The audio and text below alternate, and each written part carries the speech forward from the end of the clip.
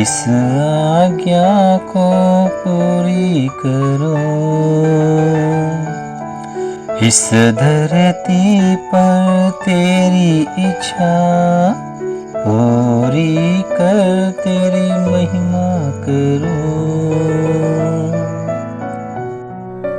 प्रभु की स्तुति हो, प्रभु का धन्यवाद हो आज के इस दिन समय के लिए। Dear friends, brothers and sisters, आप सबको प्रभु यीशु मसीह के नाम में शालोम। आज के संदेश के अंश में मैं इंटरटेनमेंट विषय में ही कहना चाह रहा हूँ। बीते बार हमने देखा कि किस रीति से आंखों के अभिलाषा के कारण और कंपैरिजन के कारण और ठट्टा करने के स्वभाव के द्वारा भी कई लोग को अच्छा लगता, मजा आता है। तो आज का टॉपिक है अफेयर। तो ये अफेयर जो शब्द है, इसमें अगर हम देखेंगे कि हिंदी में अगर मीनिंग निकालते हैं तो कोई मामला, कोई चक्कर, कोई प्रसंग, कोई कार्य, कोई मसला और इंसिडेंट, इवेंट। अब अगर इंसिडेंट के विषय में अगर हम देखते हैं, कोई घटना के विषय में, तो अचानक से जैसे कोई घटना घट जाती है तो उसके विषय में ऐसा लगता है। पर इसी अफेयर का अगर डेफिनेशन देखें तो एन इवेंट और sequence of events of a specified kind or then has previously been referred to a law affair। मतलब ये है कि कोई ऐसी घटना ही मात्र नहीं, घटना का क्रम जिसमें सीक्वेंस जुड़ते हैं। मतलब एक घटना ही मात्र नहीं है, एक घटना से दूसरा घटना जुड़ना और उसका सीक्वेंस उससे मिलना और स्पेसिफाइड काइंड्स, मतलब एक स्पेशली एक व्यक्ति के प्रति बार बार वही दोहराया जाना और यहाँ तक कि पहले जो हो चुका है उसी के अनुसार फिर आगे भी होना, और जो आगे होता है वो पीछे वाली चीज को बढ़ाना और उसके ऊपर एक चोगा पहनाया जाता है, वो है लॉ का। तो फिर वो लॉ अफेयर हो जाता है। तो उसको लॉ अफेयर के रूप से जानते हैं। ऐसा लगता है कि लॉ अफेयर वर्ड बोलने से थोड़ा सा किसी को इज्जत दिया जा रहा है, क्या ऐसा लगता है। पर यद्यपि ये इज्जत दिया जा रहा नहीं है, ये लॉ जो है उसके ऊपर पहनाया हुआ चोगा है। पर अफेयर के विषय में अगर हम हिंदी में बाइबल का कोई वचन के विषय हम देखें तो पहला कुरिन्थियों की पत्री 7वें अध्याय 9 वचन मिलता है। स्त्री पुरुष के विषय में कहते हुए पौलुस कहता है, परंतु यदि वे संयम ना कर सके तो विवाह करें, क्योंकि विवाह करना कामातुर रहने से भला है। मतलब कामातुरता, इसका इंग्लिश में कर देंगे बर्न करके लिखा हो, मतलब कोई काम वासना के द्वारा जलना, भीतर से एक आग जल रही है पर वो आग जो है काम वासना की आग है।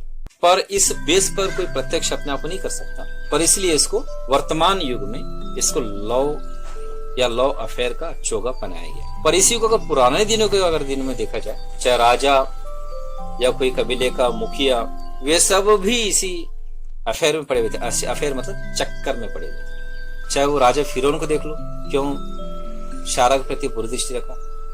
चाहे बाद में फिर अबीमेलेक के विषय में देखा जाए उत्पत्ति पुस्तक में, वो भी वैसे ही निकला। तो उसके बाद जितने भी, अब किसी अनगॉडली या गॉडली की बात नहीं है, दाऊद की क्यों एक से अधिक पत्नियां थी या सुलेमान की क्यों थी, ये किस कारण से, क्या उनकी जरूरत थी।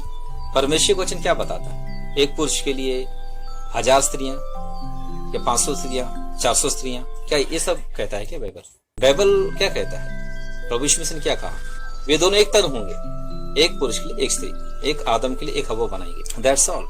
पर बाद के दिनों में पुरुषों के अंदर स्त्रीवांच क्यों बढ़ा, और कुछ स्त्रियों के एक पुरुष के साथ रहने का मेंटलिटी क्यों घट गया। तो इसका कारण क्या है बोलने से, यही है कामातुरता, तृप्ति ना होना, उसको बढ़ाना और लगातार बढ़ाते जाना। कहां पर, इच्छा में जो कभी पूरी नहीं हो सकती। तो ये जो क्या ये मनुष्य की जरूरत है या मनुष्य भटक गया है। मेरा तो कहना है कि मनुष्य भटका ही है। भटका हुआ व्यक्ति ही एक पत्नी के होते हुए दूसरी स्त्री पर शरीर संबंध बनाने के लिए दृष्टि डाल सकता है, या भटकी हुई एक स्वभाव की स्त्री ही पति के होते हुए दूसरे पुरुष की ओर शरीर संबंध बनाने के लिए दृष्टि डाल सकती है। पर जिनका मन स्थिर हो, जिनके अंदर में संयम हो, वो पुरुष पत्नी के होते हुए दूसरी स्त्री की ओर शरीर संबंध बनाने के लिए नजर डाल ही नहीं सकता। एक पति के होते हुए कोई भी पत्नी, कोई भी स्त्री दूसरे पुरुष की ओर अपने शरीर संबंध बनाने के लिए नजर डाल ही नहीं सकती। तो ऐसे समय में तो काम वासना के लिए कैसे रास्ता खुला? आदम से लेकर मूसा तक का ये सब चलता रहा। मूसा के दिनों में व्यवस्था दिया गया, उसमें यह लिखा हुआ है कि व्यभिचार न करना, और व्यभिचार का डेफिनेशन बताया गया। व्यवस्था विवरण 5वें अध्याय के 21 वचन में लिखा हुआ है कि किसी की पत्नी का लालच ना करना। इसी विषय में हमारे प्रभु यीशु मसीह ने मत्ती सुसमाचार के 5वें अध्याय के 27 और 28 वचन में कहा, तुम सुन चुके हो कि कहा गया था व्यभिचार ना करना, परंतु मैं तुमसे यह कहता हूँ कि जो कोई किसी स्त्री पर कुदृष्टि डाले वह अपने मन में उससे व्यभिचार कर चुका। पर मूसा के व्यवस्था के द्वारा भी एक पुरुष के अधिक स्त्रियों को रखने के विषय में रोक न लगा सका। पर जब मसीह के पास आया, मसीह ने इस काम को कर दिया। मसीह ने एक और रास्ता बताया कि एक व्यक्ति शरीर के लिए ही ना जिए, पर स्वर्ग के राज्य के लिए अपने आप को नपुंसक बना सकता है। मतलब अपने आप को शादी ब्याह या स्त्री संपर्क से भी अपने आप को वंचित रखता है। एक उद्देश्य है जो परमेश्वर का ईश्वरीय उद्देश्य है, उसके लिए वो व्यक्ति जी सकता है। ये प्रभु यीशु मसीह ने बताया, और प्रभु यीशु मसीह की बात इतनी प्रभावशाली ठहरी कि उसे कईयों ने अपनाया। और यहाँ तक कि जो शादीशुदा नहीं थे, शादी किए बिना परमेश्वर के राज्य के लिए अपने आप को समर्पित कर लिए, और जो शादीशुदा थे वो भी ऐसे रहे कि जैसे उसकी पत्नी है ही नहीं। तो अपना ज्यादा समय परमेश्वर के राज्य के लिए लगाए। तो इस उद्देश्य मतलब ये है कि किसी को कामातुरता पर जय पाना है, या किसी अपनी पत्नी से तृप्त होना है, और एक पत्नी को अपने पति से तृप्त होना है, तो उनके लिए यह जरूरत है कि वो अपना जो एक्स्ट्रा समय है पूरा का पूरा परमेश्वर के राज्य के लिए लगाएं, वहां से तृप्ति हासिल करें। तब उनके लिए कामातुरता के लिए रास्ता नहीं खुलेगा, और उसको अफेयर का, लव अफेयर का चोगा नहीं पहनाना पड़ेगा। अब जब ये बात आ गई है लव अफेयर वाली, तो मैं लव का मीनिंग बता देना चाहता हूँ। लव जो है वो परमेश्वर है, साफ साफ लिखा हुआ बाइबल में, पहला यूहन्ना की पत्री 4 अध्याय के 8वें वचन में। और ये जो लव परमेश्वर है कैसे प्रूव होता है, ये उत्पत्ति की पुस्तक के पहले अध्याय के 26-27 वचन देखते हैं कि जब परमेश्वर कहता है कि आओ हम मनुष्य को बनाए, आओ मतलब पिता पुत्र पवित्रात्मा, तो पिता पुत्र पवित्रात्मा आपस में ऐसे जुड़े हुए हैं, ऐसे वो एक दूसरे से सहमत हैं, उस सहमति को ही और एक दूसरे को जो रिस्पेक्ट देते उस रिस्पेक्ट को ही प्रेम कहा गया। मतलब पिता पुत्र पवित्रात्मा एक दूसरे की रिस्पेक्ट करते हैं और एक दूसरे को अहमियत देते हैं, और एक दूसरे को बताए बिना कुछ अपनी मर्जी से नहीं करते, और एक दूसरे से कुछ नहीं छिपाते, और एक साथ में तृत्व के साथ ही वो किसी भी काम को करते हैं।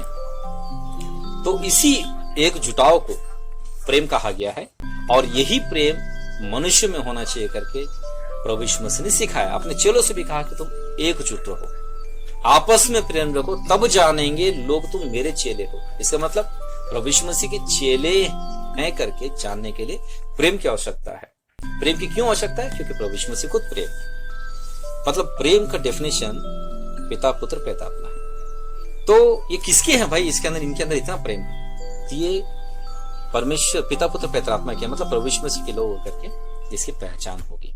तो dear friends, brothers and sisters, मेरा कहना यह है कि जो लोग शरीर के जैसे लव अफेयर कहते हैं पर काम वासना है, वो उस ओर जो अपने आप को बढ़ाए, वो इसलिए कि उनमें उसमें उनको मजा आता है, उनको मनोरंजन फील होता है। पुरुष का स्त्रियों से छेड़खानी या स्त्रियों का पुरुष से छेड़खानी उनको मनोरंजन लगता है, इसलिए उसमें वो आगे बढ़ते हैं। पर अभी प्रभु यीशु मसीह में एक ऐसा अवसर हम सबके लिए है कि हमारा आनंद हम स्वर्गीय राज्य के कार्य में खोजें और तृप्ति भी उसी में खोजें, जिससे हमारा पूरा जीवन व्यवस्थित हो और परमेश्वर की इच्छा के अनुसार हो। आमीन। आज के लिए बस इतना ही। प्रभु हम सबकी सहायता करें कि हम सारी तृप्ति परमेश्वर के राज्य के में खोजें और उसमें तृप्त हो और हमारे जीवन परमेश्वर की इच्छा अनुसार व्यवस्थित हो। प्रभु हम सबकी सहायता करें। आमीन।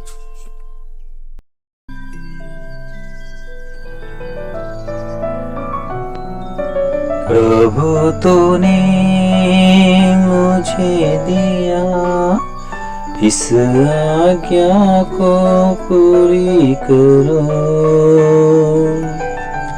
इस धरती पर तेरी इच्छा पूरी कर तेरी महिमा करो।